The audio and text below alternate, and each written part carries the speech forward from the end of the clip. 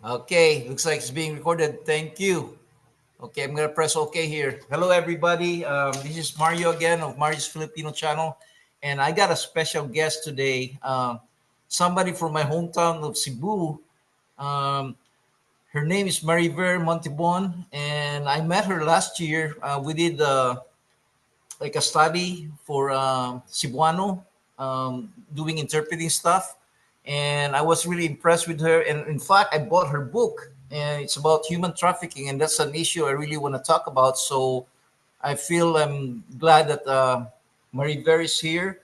Hi, Mariver. How are you doing? Hello, Mario. I'm Thank good. you. Thank Kamusta? you for Nasa sa joining us. Cebu. I really want to talk to you basically about your experience and how you got active in that issue. I did read your book and I was very impressed with it. And Oh, can you you did? tell us what made you interested in human trafficking? How did that started? Okay, so I'll show my book ni Ara, oh. Pwede ba Yes, tawag Bisaya, Mario? pwede. Pero Okay. remember, I have a lot of film. Kasagaran sa akong sa mga film. Pero go ahead. No problem. Okay. So Yeah. thanks for having me. So this Okay. book, In the Belly of the Beast, is my work, which was published by our alma mater, the University of San Carlos Press. This was in, let me check the date, 2017. 2017. By the Yeah. way, they changed the name. It's called the University of San Carlos Publishing now. Oh, okay. So Because you that's know the why? I name. went there because after I talked to you, I wanted, because I wrote my own memoir, and I Uh-huh. wanted to ask them, if they to take a look at it, and they changed the name to University of San Carlos Publishing I instead hope of they Press will now. publish your book. Did they say they're publishing works of people, of alumni? Yes, they said that you can submit your work and they'll look at it. So Oh, good. Oh, but I I don't hope. know. I hope so. I don't know. It's just a memoir. I don't know if my life is that interesting. Oh, But it go ahead. is. I was listening to you, di ba? Nice man. Grabe ka exciting. Oh, you know what? Yeah, I could just send you the manuscript and just give me your opinion, and you could read sure. it Let on me your read it. time, I'll be glad to read and it. then just tell me what you think about it. You don't have to, okay, I'm not a writer, remember? So this is first time I ever wrote something this long in my life, so I would really appreciate because I know you're a writer. You wrote 5 books already, so and this is my first venture to that that book writing thing. So so I would really be happy if you just take a look at it and just tell me what you think. You don't have to, you know Fire away. Send it to me. Email. okay, I will, and just read the manuscript and just give me a, hey Mario, I like I'll it or give I you don't like it. feedback. You're not gonna, yeah, just a feedback. You don't have, if you don't like it, just tell me anyway. Okay, so let's go back to human trafficking. Okay, I so read the book and go ahead. And how did that happen? What well, happened I there? my first job in the US was I Okay. was a writer. In fact, I was given the program directorship for a law office, an immigration law office Okay. in Washington D.C. So that was my first job. I was working there for 6 years, 6 or 7 Okay. years. So our clientele are mostly Filipinos and non-Filipinos who have been trafficked to the US. So this is a very quiet kind of crime, Mario. Mhm. We don't see this, but it's very pervasive in the US, human Yes. trafficking, and Uh-huh. particularly among Filipinos because we don't know in fact that they have already been trafficked. We just think, for example, that coming to the US on a supposed work visa, and then you pay your recruiter something like 5,000, 10,000, 15,000, depending on your work. Okay. That is already constitutes labor trafficking. And then Right. because philosophically, you don't pay someone to get you a job, right? To land Yes. on a job. That's Yes. the logical way. So why would you not even question, like, wait a minute, why am I paying somebody to put me on a contract? So Okay. that's already a red flag. And yet Okay. we tend to normalize it. We don't know. that Hmm. it is legally not right. So, but Right. that's very pervasive anywhere in the world and in the US, in Cebu, in Manila, and all that. Okay, let So, me ask you this. okay, I'm gonna play devil's advocate once. Okay, I'll just play the other side right now. A lot of okay, people are saying that they provide jobs that that's better paying than the one in the Philippines, and there's so many people that came out that likes it because they were able to afford or get a good job. yeah. What do you say to that? Of course, they will bite the bullet because anything will be better for as long as compared to the Philippines. And when they are able to pay their debt, then it will be okay. Maybe they pay their debts after 2 to 3 years, especially when Uh-huh. you're a nurse, you are able to do that. And then, or a teacher. But Mhm. but ordinary workers who work in the entertainment industry, for example, like they're cleaners of a hotel, for example, or they're factory workers. They're Mhm. more um hard up because their income is lesser. So Yes. and their work is seasonal. So you Hmm. can be now the trick here, when you're traffic, you pay for your um, placement fee. That's the word, placement fee, recruitment Yes. fee. And when you come here in the contract, it's not really being followed. Like you're Right. supposed to to receive, for example, $10 an hour for this Hmm. job as a an engineer of a company. But when you arrive here, the contract doesn't happen. You actually work in a caregiving facility or a kindergarten school. So Hmm. that the breach of contract would constitute another aspect of labor trafficking. And Right. still people don't know that. They will just go into that job because they need the money immediately. They have to pay Right. their utang, the fare, they already mortgaged the house, they sold the Right. carabao and the cars and all that. So gipit na ba? So people Yes. just go with the flow, and regardless of the extent of exploitation, they will just work until Yes. they're finally able to pay their jobs, because they don't want to go back to the Philippines and admit, for example, when they realize they've been trafficked, because there's so much shame on it.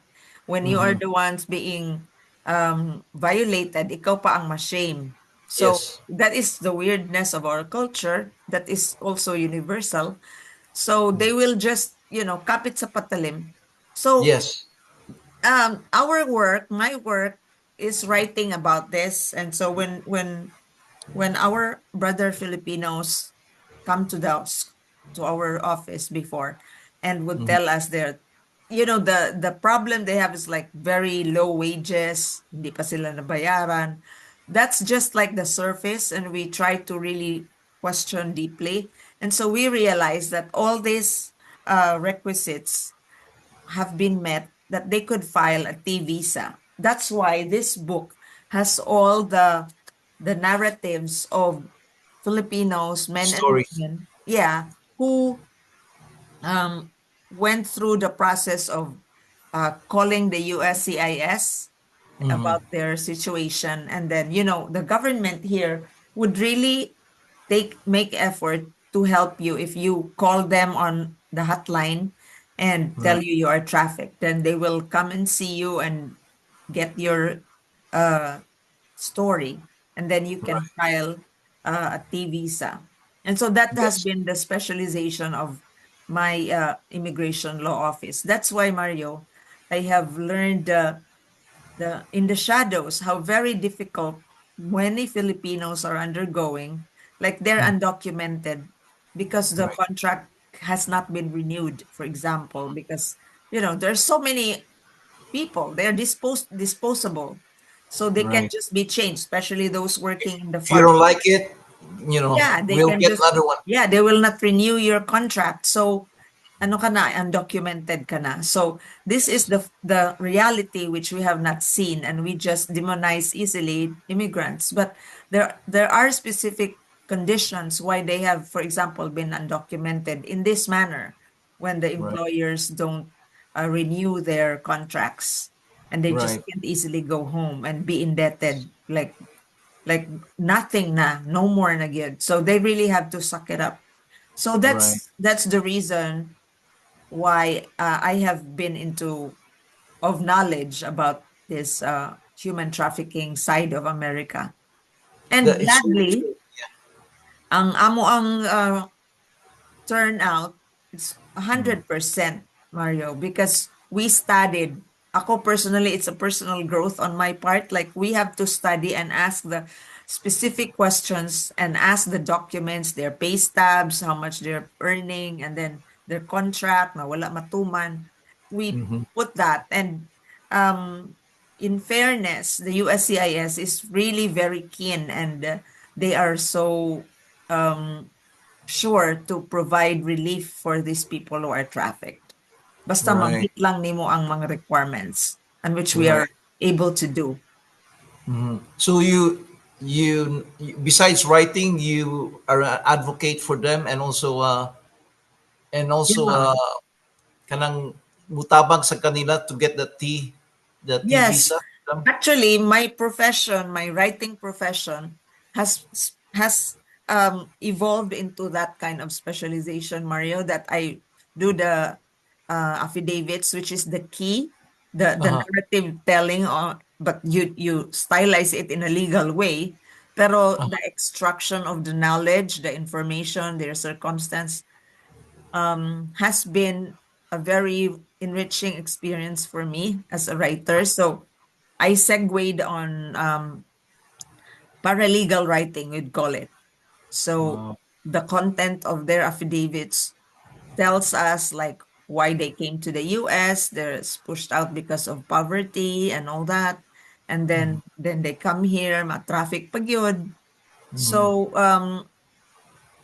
that narrative is clear. Although it's hard yes. to extract it there's this Wow. element of kanang shame ba, but And you have mahadlok to po. really ask them.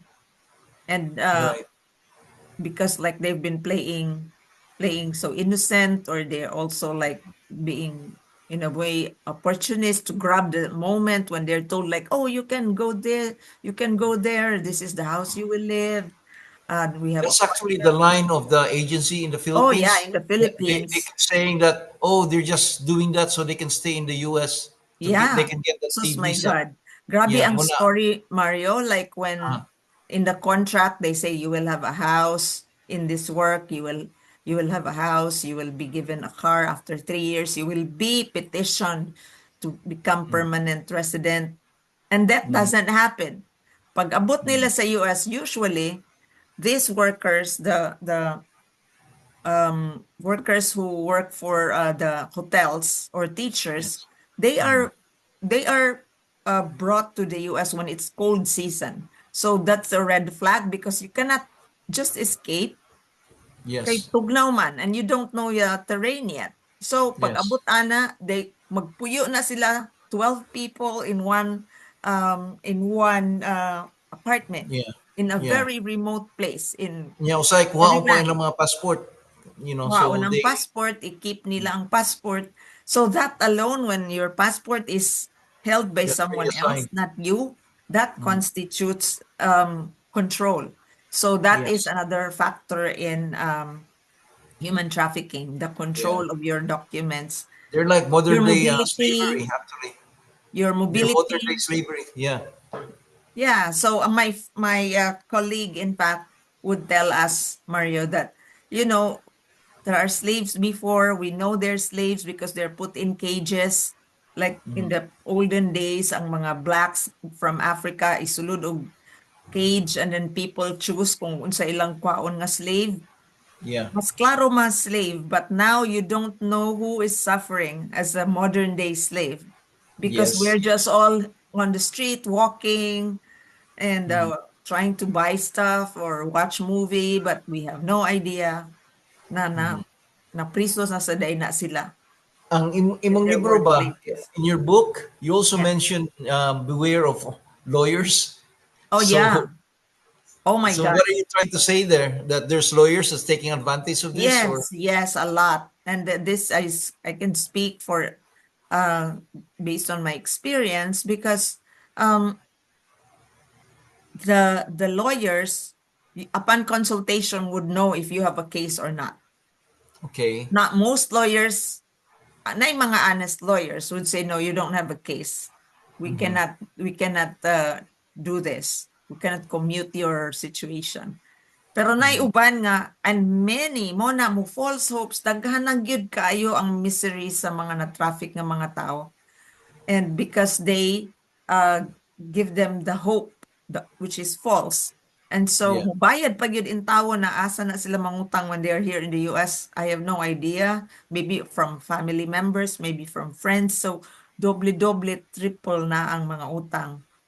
So, Yes. be careful with lawyers. And I would also just like to tell our audience, imong audience, na the word of mouth is most important.